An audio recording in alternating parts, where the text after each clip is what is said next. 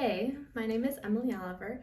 I am the author of ADHD and Autism Unmasking workbook. And I want to start this video by saying that I am masking for the purpose of unmasking. And what I mean by that is that this is totally not something that I would do. Being on video kind of freaks me out, but here we are. You write a book and you have to talk about it.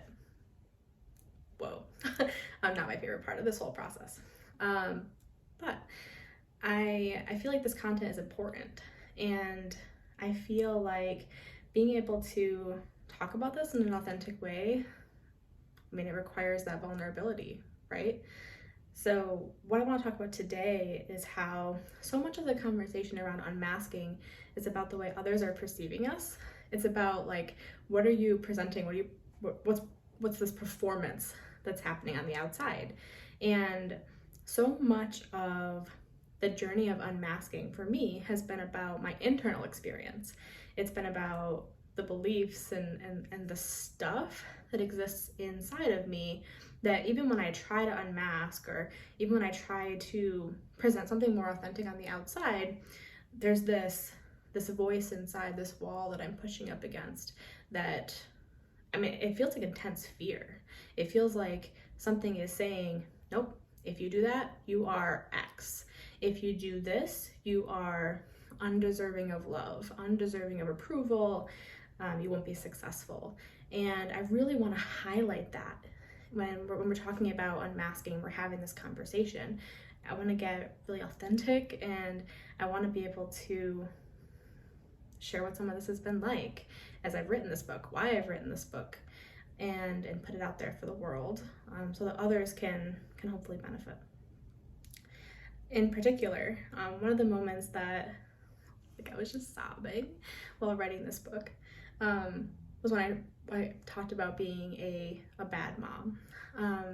Sometimes I feel like being autistic, being ADHD, having the combination of that, having the sensory overwhelm that comes with that, sometimes makes me feel like a really shitty mom. Like, sometimes I just need stillness. Sometimes I just crave quiet. I crave space. Like, don't touch my face. Don't touch me. Stop talking. Be quiet. Stop moving. Everything is just too much. And I have so much stuff from childhood, from others making me feel like I am too much. Not just from childhood, but kind of lifelong. And the last thing I want to do is teach my kiddos that they're too much. And so I know how harmful it is, actively, as I'm trying to tell my child to trying to set this healthy, non-traumatizing boundary so that I can get my needs met too. And so in the workbook, I was just talking about how you're trying to balance your needs with the fact that there are people in your life who will be hurt by you trying to get those needs met. And maybe even worse, will reflect back on you that you are undeserving of their affection, or that you aren't good enough as a partner or as a parent or as a colleague or a boss or whatever, because of you not meeting the standard. And how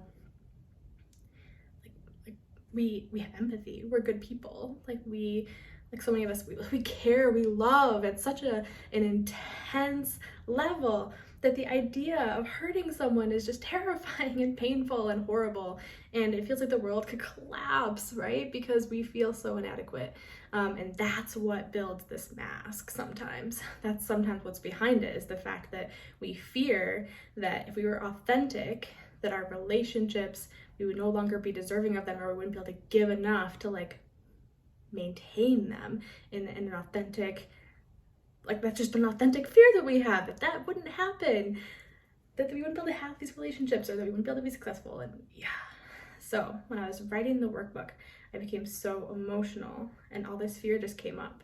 And I bet that other people are having this experience too. So I just want to